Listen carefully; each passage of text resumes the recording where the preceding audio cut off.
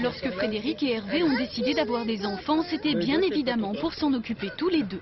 Hervé avait pleinement conscience de son rôle de futur père, sans en avoir forcément le temps.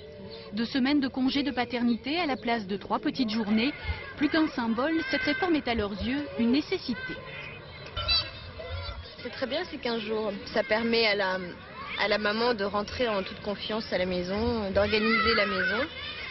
Même si ça a déjà été fait une première fois avec un premier enfant, c'est repartir sur de nouvelles bases et puis former la famille au départ. Je pense qu'on a d'autres images maintenant, d'autres valeurs de la famille, donc on a envie de participer plus, même avec les enfants, d'être beaucoup plus présent que ce qu'on l'était avant.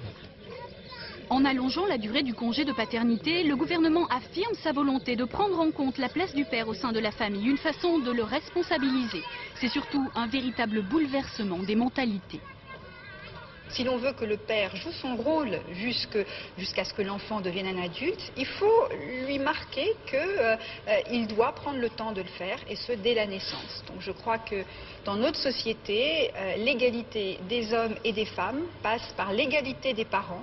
Et l'égalité des parents, c'est que chacun des deux donne du temps à ses enfants et pas simplement la mère.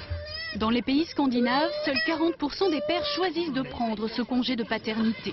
Il n'est pas sûr que dans les entreprises françaises, il sera bien vu de s'absenter 2 semaines pour la naissance de son enfant.